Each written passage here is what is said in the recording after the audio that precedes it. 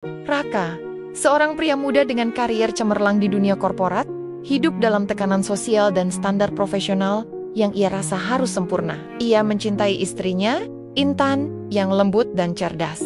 Namun, ada satu hal yang selama ini menjadi duri dalam pernikahan mereka, hijab yang dikenakan. Intan. Raka merasa malu memperkenalkan Intan kepada rekan-rekan kantornya karena takut dianggap kolot atau tidak modern. Intan yang mulai merasakan perubahan sikap suaminya, mencoba tetap tegar dan tidak melepaskan prinsip hidupnya. Hubungan mereka pun perlahan memburuk. Puncaknya terjadi ketika Raka dihadapkan pada ancaman besar dalam pekerjaannya. Sebuah konflik di kantor yang bisa menghancurkan kariernya. Dalam krisis itu, justru kehadiran Intan dengan hijabnya menjadi titik balik yang mengejutkan. Bukan hanya menyelamatkan Raka, tetapi juga mengubah pandangannya tentang cinta, identitas, dan keberanian. Setiap pagi, Raka berdiri di depan cermin panjang di apartemennya yang minimalis, merapikan dasi sambil tersenyum kecil. Ia selalu memastikan rambutnya tertata rapi, wajah bersih dari kerutan resah, dan jas mahal yang membalut tubuhnya pas sempurna. Tak ada ruang untuk celah. Dunia luar menuntut kesempurnaan, dan Raka siap menjawab tantangan itu. Ia adalah manajer pemasaran di sebuah perusahaan multinasional di Jakarta. Usianya baru 30-an, tapi karirnya melesat cepat. Weekend menyebutnya The Rising Star. Tampan, cerdas, dan percaya diri. Tapi di balik senyum yang ia bangun dengan hati-hati, ada rahasia kecil yang ia sembunyikan ropet-ropet. Istrinya berhijab, dan entah kenapa, hal itu membuat Raka gelisah. "Mas, sarapan dulu ya." Suara lembut itu memecah keheningan pagi. Intan, istrinya, datang membawa nampan berisi roti bakar dan teh hangat. Wajahnya bersih tanpa riasan berlebihan, dengan kerudung biru muda yang membingkai pipinya. Cantik, tapi bukan tipe cantik yang bisa Raka banggakan di hadapan dunia kantornya, yang penuh wanita urban modis dan pria-pria dengan pasangan bergaya. Influencer. "Ah, aku buru-buru sayang, meeting pagi ini penting banget," jawab Raka sambil mengambil jasnya. Intan tersenyum. "Seperti biasa, tehnya bisa diminum di mobil. Aku udah taruh di tumbler." "Ya," Raka mengangguk tanpa menatap. Ia menyambar tumbler itu dan melangkah keluar, menahan napas seperti sedang menghindari sesuatu yang seharusnya ia hadapi sejak lama. Di dalam mobil, Raka menatap ponselnya. Grup WhatsApp kantor heboh membicarakan outing perusahaan bulan depan. "Harus bawa pasangan ya? Biar makin akrab dong." Gak sabar lihat istri si Raka. "Pasti kayak artis Korea." Raka menggigit bibir. Ia belum pernah membawa Intan ke acara kantor manapun. Setiap kali ada undangan pasangan, ia selalu punya alasan. Intan sakit, ada urusan keluarga, atau lagi di luar kota. Padahal Intan hanya diam di rumah, menjahit, membaca, kadang menulis blog kecil tentang pengalaman spiritualnya. Ia bukan tipe wanita yang suka tampil di publik, tapi bukan berarti ia tak layak dikenalkan. Masalahnya bukan Intan. Masalahnya adalah Raka sendiri. Malam itu, Intan duduk di meja makan, menunggu Raka pulang. Jam sudah menunjukkan pukul 9 lebih. Makanan yang ia hangatkan ulang 3 kali, kini tinggal suam-suam kuku. Di televisi, berita ekonomi berputar tanpa suara. Dan di hatinya, ada pertanyaan yang tak kunjung mendapat jawaban. Mengapa Raka makin jauh? Ketika akhirnya pintu terbuka, dan suara langkah kaki terdengar, Intan bangkit dari kursi. "Mas, udah makan? Aku masak sop ayam kesukaanmu." Raka cepat melempar jasnya ke sofa. "Aku udah makan di luar. Tadi makan bareng anak-anak tim." Intan tersenyum hambar, mencoba menutupi rasa kecewa yang merayap diam-diam. "Lain kali ajak aku, ya." Raka terdiam. Ia ingin menjawab ya, tapi kata itu tak pernah berhasil keluar. Ia hanya duduk di sofa, membuka laptop dan berkata, "Aku capek banget hari ini. Mau kerja sebentar." Intan menunduk, mengangguk pelan, lalu kembali ke meja makan. Ia makan sendirian, dalam sunyi yang menyayat lebih tajam dari suara. Bentakan di kamar saat keduanya bersiap tidur, Intan memberanikan diri bertanya. "Mas," katanya lirih. Apa Mas malu punya istri yang pakai hijab?" Raka menoleh dengan dahi berkerut. "Apa maksudmu? Mas gak pernah ajak aku ke acara kantor. Bahkan foto kita gak ada satupun di Instagram Mas." "Aku tahu Mas, aku lihat semuanya." Raka terdiam.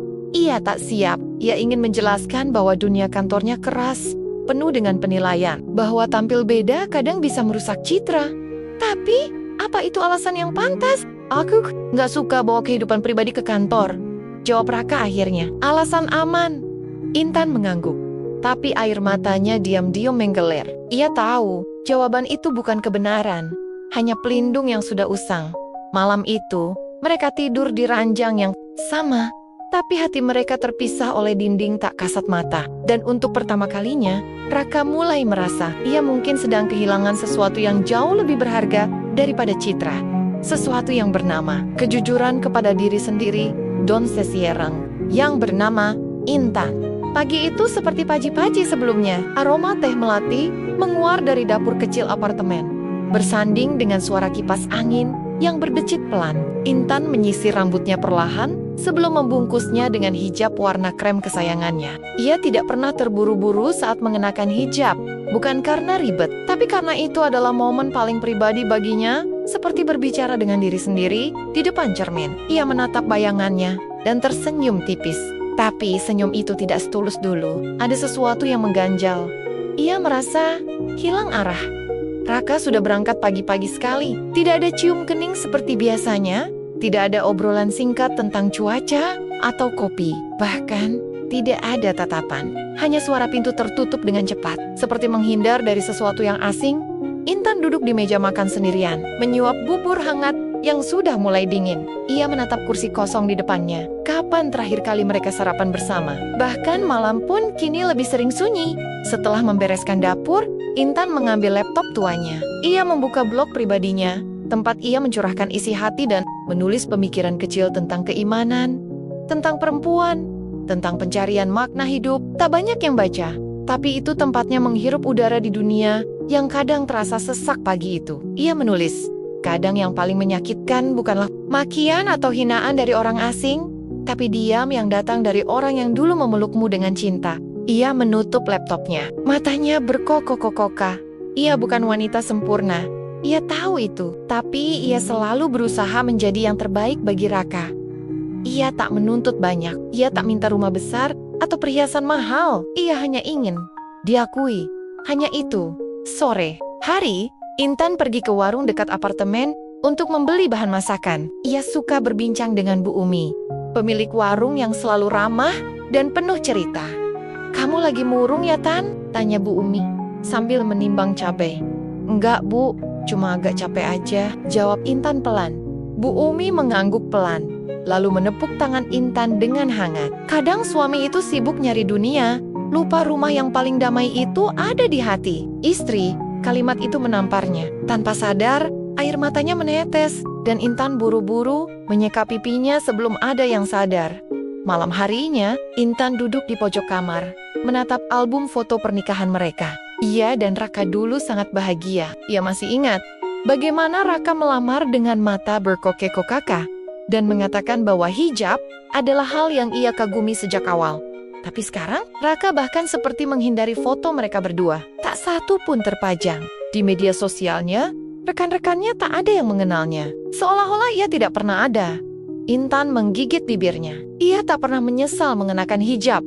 Itu bukan sekadar kain. Itu bagian dari dirinya, dari perjalanan spiritual yang membuatnya merasa utuh.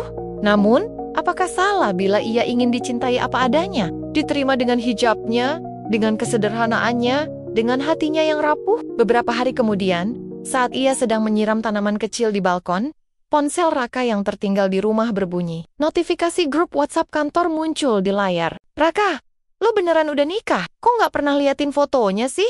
Jangan-jangan bini lo anak pesantren. Entar-entar bajunya Sherry banget lagi. WKW. Wah, jangan-jangan lo disembunyiin juga dari dia. Rak, hati-hati lo." Hahaha. Intan terpaku.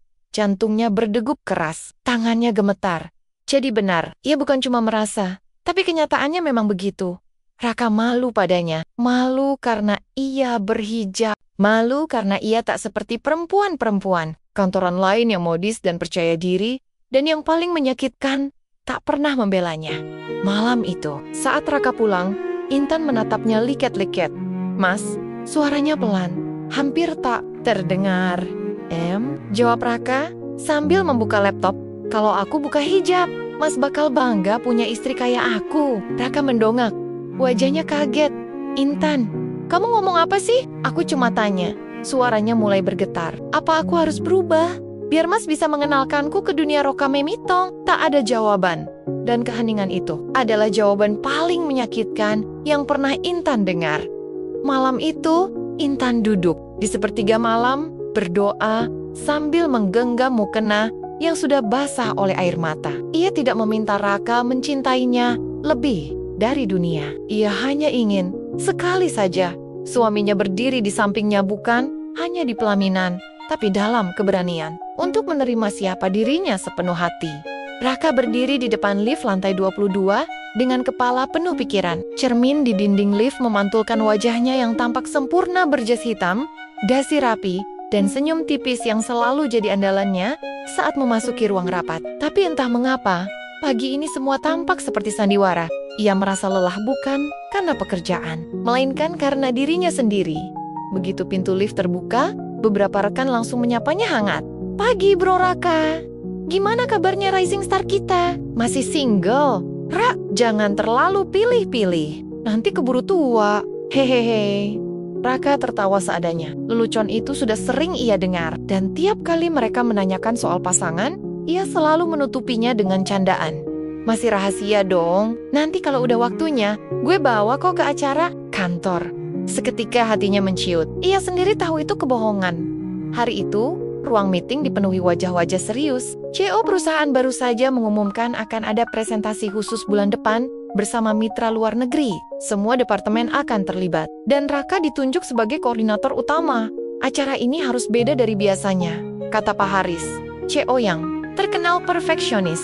"Kita nggak cuma jual produk, kita jual citra, jual identitas perusahaan, termasuk citra keluarga besar perusahaan," tambahnya sambil melirik tajam. "Artinya, kalau ada acara publik, pastikan pasangan kalian hater. Kita tunjukkan kekuatan dari harmoni keluarga dan kerja." Seketika, dada Raka terasa sesak. Pasangan? Intan, bagaimana ia akan menjelaskan kepada semua orang bahwa istrinya bukan seperti yang mereka bayangkan? Bukan wanita glamor dengan heels tinggi dan blazer mahal. Bukan pula wanita yang bisa duduk dengan percaya diri di tengah meja bundar, bersaing pandangan dengan eksekutif wanita lain yang bold dan berani. Intan terlalu lembut, terlalu sederhana, terlalu berbeda. Atau apakah itu hanya ketakutannya sendiri? Saat makan siang, rekan-rekannya duduk mengelilingi meja. Obrolan melayang ke acara kantor yang akan datang. "Gue sih udah siap bawa istri," kata Rian sambil terkekeh. Dia bahkan udah nyiapin outfit matching. "Gila, lo gimana Raka?" tanya Bima sambil menyuap nasi padang. "Udah siap juga dong, jangan cuma kerja mulu bro." Raka mengangguk kecil, memaksakan senyum. "Iya, siap." Padahal di dalam hatinya, ia panik. Sepulang kerja, di dalam mobil, Raka tak bisa berhenti memikirkan semuanya. Ia tahu, cepat atau lambat, semua ini akan meledak. Ia tak bisa terus menyembunyikan Intan, tapi juga tak bisa menerima kemungkinan bahwa rekan-rekannya akan menilai dirinya aneh. Ia ingat bagaimana dulu ia mengagumi Intan Cara. Ia tertawa malu-malu saat pertama kali mereka bertemu di kampus. Atau cara ia menjawab dengan bijak saat ditanya tentang keputusannya berhijab. "Hijab bukan penjara, Rak," kata Intan waktu itu. "Justru hijab yang membebaskanku dari standar palsu yang sering bikin perempuan lupa jati diri." Dan Raka yang dulu merasa itu adalah hal paling mengagumkan, kini justru menghindari kata-kata itu. Sudah sejauh ini, ia berubah. Di rumah, Intan menyambutnya seperti biasa, dengan teh hangat dan senyum yang semakin lama terlihat rapuh. Raka mencium keningnya. Kali ini tanpa banyak kata, tapi Intan bisa merasakan ada sesuatu yang berat di pundak suaminya. "Mas capek banget ya?" tanyanya lembut. "Capek pikiran," jawab Raka jujur. "Kerjaan makin gila." Intan duduk di sampingnya. "Kalau butuh teman cerita, aku di sini mas, seperti dulu." Raka menatapnya.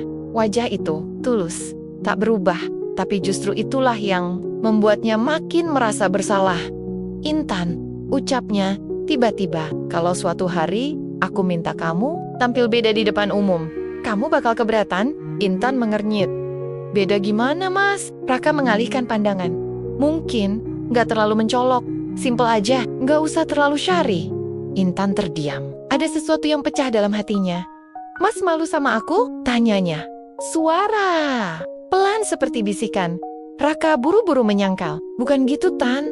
Aku cuma takut mereka menilai kita. Raka terdiam. Kali ini ia tak punya jawaban. Intan berdiri, air matanya menggenang. Aku gak akan paksa Mas bangga sama aku. Tapi tolong, jangan suruh aku jadi orang lain. Hijab ini bukan cuma pakaian, Mas. Ini pilihan hidupku. Lalu ia pergi ke kamar, meninggalkan Raka yang duduk mematung dengan hati yang semakin tenggelam dalam kebingungan dan rasa bersalah. Malam itu, Raka membuka laptopnya, menatap presentasi yang harus ia sempurnakan untuk acara besar nanti. Tapi layar itu hanya menampilkan bayangan dirinya sendiri seorang pria sukses, tapi takut menunjukkan cintanya. Dan untuk pertama kalinya, Raka bertanya dalam hati, apakah harga dari citra yang sempurna adalah kehilangan orang yang paling mencintainya? Undangan itu datang dalam amplop putih elegan bertuliskan Executive Gala Night, Dress Code, Formal and Elegant. Acara tahunan perusahaan tempat Raka bekerja, yang katanya bukan sekadar perayaan, tapi ajang pembuktian tak resmi siapa yang punya nilai, gaya, dan tentu pasangan hidup yang bisa dibanggakan. Semua pasangan diharapkan hadir, kata email resminya. Raka menggenggam undangan itu lama. Tangannya dingin. Wajah Intan terbayang di pikirannya dengan gamis sederhana dan hijab yang menjuntai rapi. Ia tahu, Intan tidak akan sesuai dengan definisi elegan yang dimaksud para koleganya. Tidak ada heels tinggi, tidak ada gaun body fit berkilau, dan yang paling penting tidak ada kompromi dengan hijabnya. Pikirannya berkecamuk.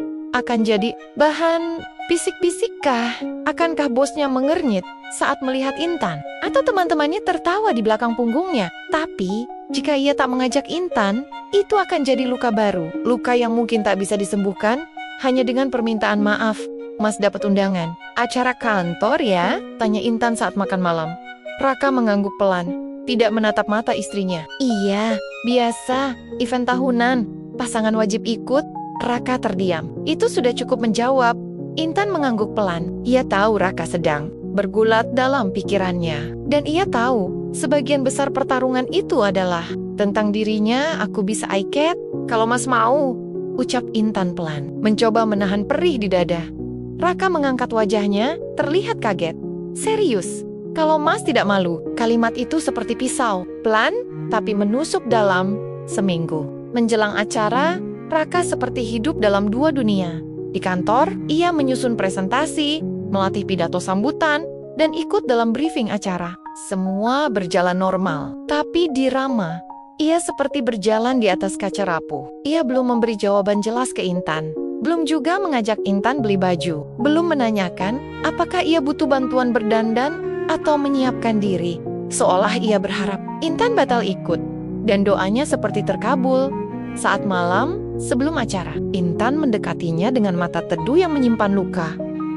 Mas, katanya lirih, kayaknya aku gak usah ikut besok. Raka langsung menoleh. Kenapa? Intan tersenyum. Aku gak mau jadi beban buat Mas. Beban gimana sih, Tan? Kalau aku ikut dan Mas malu, nanti Mas gak bisa maksimal. Raka ingin membantah, tapi tenggorokannya tercekat. Intan berjalan ke arah kamar, menutup pintu perlahan. Tak ada air mata. Tapi justru itu yang paling menyakitkan karena Intan sudah tidak marah. Ia hanya menyerah. Besok malamnya, eksekutif Gala Night digelar di Ballroom Hotel Bintang 5 di Jakarta. Semua orang tampil maksimal. Gaun-gaun elegan bertebaran, sepatu mengilap, senyum penuh citra. Raka datang sendirian. Waduh, mana pasangan lo, Rak? Tanya Rian. Katanya lo bawa. Bro, tambah Bima. Raka hanya tertawa hambar. Dia nggak enak badan. Mereka mengangguk, lalu melanjutkan perbincangan. Tapi Raka merasa seperti sedang telanjang di tengah keramaian. Ia memandang sekeliling semua orang, tampak bahagia dengan pasangannya. Dan ia merasa seperti orang yang kehilangan separuh dirinya. Ia mencoba fokus saat namanya dipanggil ke podium. Ia bicara lancar tentang target perusahaan, visi pemasaran, dan apresiasi kepada tim. Tapi sorotan lampu yang terang seolah menyinari kepalsuan yang ia sembunyikan.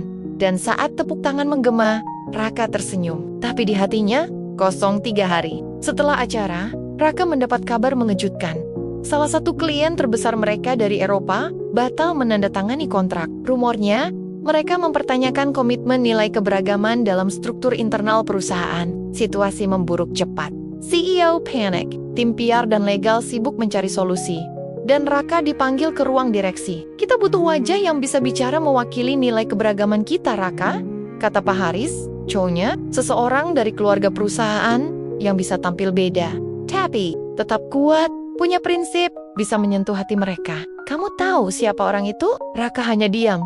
"Kalau kamu punya pasangan seperti itu, sekaranglah saatnya kamu buktikan." Hati Raka tercekat. Untuk pertama kalinya, ia sadar, semua yang selama ini ia sembunyikan justru bisa jadi penyelamat. Dan nama itu terucap dari bibirnya tanpa ragu. Intan. Pagi itu langit Jakarta mendung, seakan ikut menyerap gelisah dalam hati Raka. Ia menatap ponsel di tangannya sudah 5 kali ia membuka kontak Intan, tapi belum juga menekan tombol panggil. Bagaimana ia harus mengatakannya? "Sayang, aku butuh kamu buat nyelamatin citra kantorku." Bahkan dalam kepala pun, kalimat itu terdengar egois. Raka duduk di kursi ruang tamu, mencoba merangkai kata. Tapi setiap kali bayangan wajah Intan muncul, yang ia lihat bukan lagi senyum lembut itu, melainkan tatapan hampa yang ia tinggalkan di malam gala kemarin. Tatapan menyerah, tatapan yang mengatakan, "Aku bukan siapa-siapa di matamu." Sore itu, saat Intan baru selesai melipat mukena dan membereskan buku-buku di rak, Raka pulang lebih awal. Tidak biasanya. Bahkan, dia membawa pulang bunga lili putih, bunga kesukaan Intan yang sudah lama tak ia berikan. Intan terdiam, menatap bunga itu, lalu menatap wajah Raka. "Ada apa, Mas?" Raka menendak, seperti seorang siswa yang sedang mengakui kesalahan di depan guru. "Aku salah, Tan. Aku benar-benar salah." Intan menarik napas pelan. Ia tidak menjawab. "Perusahaanku lagi krisis. Klien besar dari luar negeri menuntut bukti bahwa perusahaan kami menjunjung keberagaman dan toleransi. Mereka butuh figur publik yang bisa mewakili nilai itu." Raka menatap istrinya dalam-dalam. Suaranya mulai bergetar. "Dan satu-satunya sosok yang aku pikirkan, ya kamu." Intan terdiam. Sungguh, hatinya seperti ditarik dua arah. Ia ingin percaya bahwa suaminya akhirnya menyadari siapa dirinya. Tapi ia juga tahu, permintaan ini muncul bukan dari cinta yang utuh, melainkan kebutuhan. "Mas cuma butuh aku, atau baru sadar bahwa aku pantas berdiri di samping Mas?" tanya Intan pelan. Pertanyaan itu seperti membuka luka lama yang belum mengering. "Aku?" Raka menunduk. Suaranya lemah. "Awalnya, iya, aku butuh kamu, tapi sekarang aku sadar, selama ini aku malu, bukan karena kamu, Tan.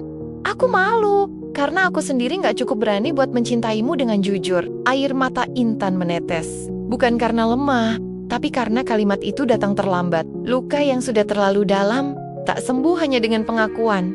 "Tahu nggak, Mas, setiap kali aku berdiri di depan cermin, aku bertanya, APA, hijab ini salah? Apa aku terlalu kolot buat dunia, Mas?" "Dan aku benci pertanyaan itu," lanjut Intan. "Karena aku tahu, hijab ini bukan hal yang harus aku pertanyakan. Tapi kamu, orang yang aku cinta, yang seharusnya jadi pelindungku, justru bikin aku mempertanyakan diriku sendiri." Raka meneteskan air mata.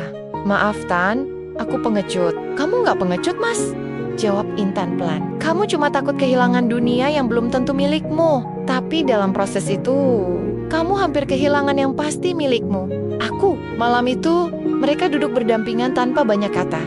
Raka tak memaksa Intan untuk menerima permintaannya, dan Intan tak menjanjikan apapun. Tapi esoknya, saat Raka sedang bersiap ke kantor, Intan masuk ke kamar mengenakan gamis putih polos dengan hijab biru muda yang anggun menjuntai. "Kapan Mas butuh aku datang?" tanyanya pelan. Raka menoleh, tertegun. "Kamu yakin?" Intan tersenyum kecil. "Aku mau berdiri di samping Mas. Tapi kali ini, bukan karena Mas butuh, tapi karena aku memilih untuk tetap mencintai." Raka tak bisa berkata apa-apa. "Ayah," menggenggam tangan istrinya, dan untuk pertama kalinya, setelah sekian lama, ia merasa pulang. Bukan ke rumah, tapi ke hati yang seharusnya ia jaga sejak awal. Ballroom hotel itu kembali dipenuhi lampu kristal dan suara sepatu hak tinggi. Tapi malam ini berbeda. Bukan pesta atau gala penuh gaya seperti biasanya. Malam ini adalah forum penting yang diadakan mendadak oleh perusahaan Raka. Dihadiri petinggi, investor asing, dan media nasional. Krisis yang mengguncang perusahaan belum mereda. Klien terbesar dari Eropa mempertanyakan nilai inklusivitas dan keberagaman perusahaan. Mereka menuntut bukti nyata, bukan sekadar slogan di brosur. Dan disitulah Raka berdiri berdampingan dengan seseorang yang selama ini ia sembunyikan dari dunia. Intan, ketika Intan melangkah masuk ke ballroom. Semua mata tertuju padanya. Ia tampil anggun dengan gamis biru tua dan hijab senada yang membingkai wajahnya. Tidak glamor, tidak mencolok, tapi elegan dan tenang seperti embun yang jatuh di pagi hari setelah badai panjang. Raka berdiri di sampingnya, gugup tapi bangga. "Semua orang menatap kita," bisiknya pelan. Intan tersenyum. "Biarin aja. Dulu aku yang selalu diam saat dilihat orang. Sekarang, giliran kamu."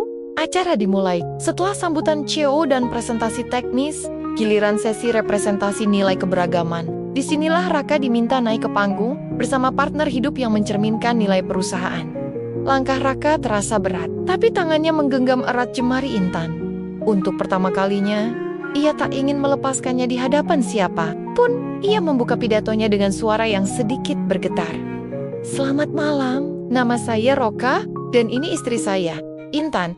Ia adalah wanita paling berani yang pernah saya kenal. Ia berbeda dari dunia yang biasa saya hadapi. Tapi justru keberaniannya menjadi dirinya sendiri adalah pelajaran yang paling berharga dalam hidup saya." Semua hadirin diam, memperhatikan. Raka melanjutkan, "Kami hidup di masyarakat yang penuh label dan ekspektasi. Saya bekerja di dunia yang kerap menilai dari tampilan luar, dan saya pernah menjadi bagian dari penilaian itu. Saya pernah merasa takut memperkenalkan istri saya, karena saya pikir dunia tidak akan menerimanya." Intan menatap suaminya. Matanya berkaca-kaca. "Tapi saya salah. Saya bukan hanya salah karena menyembunyikan istri saya. Saya juga salah karena menyembunyikan kebenaran tentang nilai yang paling penting. Keberanian menjadi diri sendiri." Raka berhenti sejenak, lalu memandang ke arah Intan. "Dan hari ini, saya tidak hanya memperkenalkan istri saya memperkenalkan inspirasi hidup saya." Tepuk tangan meledak. Beberapa tamu asing berdiri. Bahkan Cico perusahaan menatap Raka dengan ekspresi kagum yang tulus. Tapi momen yang paling berarti adalah saat Intan menggenggam tangan Raka lebih erat dari sebelumnya. Setelah pidato, seorang petinggi dari pihak klien menghampiri mereka. "Mr. Raka, your message was powerful. Your wife, she's admirable." Raka tersenyum dan menoleh ke Intan. "Thank you, I think so too." Usai acara, saat semua tamu mulai beranjak, Raka dan Intan berdiri di balkon hotel. Menikmati hembusan angin malam, lampu kota Jakarta berkedip-kedip, seperti bintang yang gugur. "Aku nggak percaya kamu tadi bicara kayak gitu di depan semua orang," kata Intan sambil tertawa kecil. "Aku juga nggak percaya kamu masih mau berdiri di sampingku setelah semua yang aku lakukan," jawab Raka. "Intan, aku marah mas, aku terluka. Tapi aku juga tahu, cinta itu bukan tentang siapa yang sempurna, tapi siapa yang berani saling menyembuhkan." Raka memeluknya, hangat, lama. Dan untuk pertama kalinya, setelah sekian lama, tidak ada rasa malu, tidak ada ketakutan, hanya syukur dan keberanian. Keberanian mencintai seseorang utuh, dengan segala prinsip dan keyakinannya. Besok pagi, berita tentang forum itu tersebar. Banyak media mengangkat kisah Raka dan Intan sebagai sorotan utama. Hijab yang menginspirasi, keberagaman bukan sekadar label, dan pasangan yang menyentuh hati dunia korporat. Raka tak peduli lagi dengan komentar orang. Ia tak lagi mengecek penilaian atau ranking sosial. Karena ia tahu, di rumah ada satu hal yang tak bisa digantikan oleh semua pujian dunia. Cinta yang tak pernah berubah, bahkan saat dunia membelakangi. Dan hijab Intan kini bukan lagi sesuatu yang disembunyikan, tapi dikenang sebagai simbol keberanian yang menyelamatkan segalanya. 2 minggu setelah forum besar itu, kantor Raka seperti berubah arah. Beberapa klien baru mulai berdatangan bukan hanya karena presentasi produk, tapi karena nilai-nilai keberagaman yang perusahaan tunjukkan secara nyata. Bahkan, nama Raka mulai disebut-sebut sebagai kandidat kuat untuk posisi wakil direktur. Namun kali ini, Raka tidak merasa euforia yang sama seperti dulu. Ia tidak lagi mengecek statistik media sosial, tidak lagi khawatir tentang siapa yang menyukai postingannya, atau berapa banyak rekan yang menepuk pundaknya di pantry, sambil berkata, "Keren loh, Ra," karena yang ia pikirkan hanya satu, Intan. Malam itu, Raka duduk di ruang tengah bersama Intan. Tak ada bunga, tak ada suasana romantis, hanya secangkir teh, dan 2 hati yang akhirnya bisa berbicara tanpa saling melukai. Ujar Raka perlahan. "Aku udah berpikir lama." Intan menatapnya lembut, menunggu kelanjutannya. "Aku mau resign dari kantor." Mata Intan membelalak. "Loh, kenapa? Bukannya karier mas lagi bagus-bagusnya?" "Justru itu," jawab Raka. Selama ini aku kejar pengakuan orang, citra, nama, tapi semua itu semu. Aku capek jadi orang yang harus menyenangkan semua orang, tapi lupa siapa diriku sendiri. Intan terdiam, mencoba mencerna. Setelah semua yang terjadi, aku sadar nilai-nilai yang aku banggakan itu palsu. Aku baru benar-benar merasa berarti waktu kamu berdiri di sampingku, waktu semua mata melihat kita, dan aku nggak takut lagi. Raka tersenyum kecil. Aku mau bangun sesuatu yang punya nilai, Tan. Bukan sekadar bisnis. Aku kepikiran bikin komunitas atau platform tentang keberagaman di dunia kerja. Mungkin masih ide mentah, tapi aku nggak mau kehilangan arah lagi. Intan memandang Raka dengan mata berkaca-kaca. Mas tahu, ini pertama kalinya aku lihat Mas bicara dengan cahaya di mata Mas sendiri. Raka tertawa kecil, karena kali ini aku nggak lagi pura-pura jadi siapa-siapa. Beberapa hari kemudian, Raka benar-benar menyerahkan surat pengunduran diri. Banyak yang menyayangkan, tapi banyak pula yang kagum atas keputusannya. Ia memulai dari nol. Ia bertemu beberapa teman lama, mencari mitra, merancang konsep. Ia membangun komunitas kecil bernama Ruang Bersama, platform digital yang mengangkat cerita pekerja dari berbagai latar, agama, dan keyakinan. Intan mendukung sepenuhnya. Ia bahkan ikut mengisi konten dengan tulisan-tulisan reflektif tentang identitas dan spiritualitas. Blog pribadinya yang dulu sepi, kini ramai komentar, dan Raka, ia mulai muncul dalam beberapa forum publik bukan sebagai eksekutif mapan, tapi sebagai suami dari Intan. Sebuah identitas baru yang tak pernah ia sangka, justru membuatnya merasa utuh. Suatu pagi, Raka dan Intan berjalan di taman kecil dekat apartemen. Mereka duduk di bangku panjang, menatap anak-anak kecil berlarian. Mas, kata Intan sambil menggenggam tangan suaminya. Dulu aku pernah takut kalau pernikahan kita bakal gagal. Raka menoleh. Kenapa? Soalnya aku ngerasa Mas malu sama aku. Dan aku mikir, cinta itu nggak cukup kalau Mas nggak bisa terima siapa aku. Raka mengangguk. Dan aku juga dulu takut dunia nggak nerima kita. Tapi sekarang aku tahu, yang paling penting bukan diterima dunia, tapi menerima satu sama lain. Intan tersenyum. Hijabku dulu kayak tembok di antara kita, tapi sekerong justru jadi jembatan yang menyatukan. Raka menatap istrinya. Matanya hangat. Hijab kamu bukan penghalang, Tan, tapi pengingat tentang prinsip, tentang keberanian, dan tentang cinta yang gak bisa dibeli oleh pencapaian apapun. Dan pagi itu, di tengah hiruk pikuk kota yang tak pernah tidur, mereka duduk berdua tak lagi sembunyi, tak lagi takut. Cinta mereka bukan kisah sempurna, tapi kini ia adalah kisah yang jujur. Sebuah kisah tentang dua hati, satu perjalanan, dan satu kain hijab yang pernah hampir memisahkan mereka, tapi akhirnya menyelamatkan segalanya. Setahun berlalu sejak malam forum yang mengubah segalanya. Pagi itu, matahari menyelinap lewat jendela rumah kecil mereka, yang kini tak lagi hanya menjadi tempat tinggal, tapi juga menjadi rumah ide dan keberanian. Di ruang tengah, sebuah rak baru dipenuhi buku-buku dari berbagai penulis tentang keberagaman, spiritualitas, dan hak-hak perempuan di meja. Dua cangkir kopi hangat mengepul, ditemani tumpukan undangan seminar dan email kolaborasi dari universitas, komunitas sosial, hingga organisasi luar negeri. Raka dan Intan kini menjadi pasangan yang sering diundang menjadi narasumber. Bukan karena gaya mereka yang mencolok, tapi karena kisah mereka yang jujur dan nyata. Pagi itu, Raka sedang mempersiapkan materi untuk acara Hari Keberagaman Nasional yang akan diselenggarakan oleh Kementerian Sosial. Ia diminta menjadi pembicara utama, dan kali ini Intan juga akan mendampinginya. Bukan lagi sebagai istri yang menemani, tapi sebagai pembicara utama kedua. Mas grogi? Tanya Intan sambil menyematkan bros kecil di hijabnya. Raka tertawa. Kecil, grogi setiap lihat kamu sekarang. Cantiknya nggak ketolong. Intan melirik manja. Mas baru bilang cantik, setelah setahun saya nggak ganti gamis. Mereka tertawa. Tan, kata Raka, tiba-tiba serius. Kamu sadar nggak? Dulu aku nggak sanggup melangkah bersamamu di depan orang. Tapi sekarang, aku nggak sanggup jalan tanpamu. Intan menatapnya. Matanya teduh, damai, karena sekarang kamu nggak lagi jalan untuk dunia, Mas, tapi untuk kita. Di auditorium megah siang itu, ratusan pasang mata memandang ke panggung tempat Raka dan Intan berdiri. Mereka tampil sederhana, tanpa sorotan lampu mencolok atau musik megah. Tapi setiap kalimat yang keluar dari mereka menggema di hati semua yang hadir. Intan bicara lebih dulu. Dulu, saya pernah merasa tidak cukup. Saya kira menjadi istri berarti harus membuat suami bangga dengan cara mengikuti standarnya. Tapi saya lupa bahwa saya juga manusia. Saya juga berhak merasa cukup dengan menjadi diri sendiri. Ia menoleh pada Raka. Dan suami saya yang pernah menyembunyikan saya dari dunia adalah orang yang pertama kali berdiri untuk saya. Ketika dunia mulai memperhatikan, tepuk tangan membahana. Beberapa penonton meneteskan air mata. Raka melanjutkan.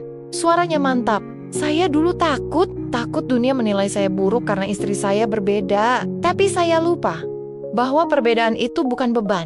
Itu berkah. Hijab yang dulu saya anggap penghalang justru menjadi pelindung. Hijab itu bukan hanya melindungi Intan, tapi juga melindungi saya dari kebodohan dan kesombongan diri saya sendiri.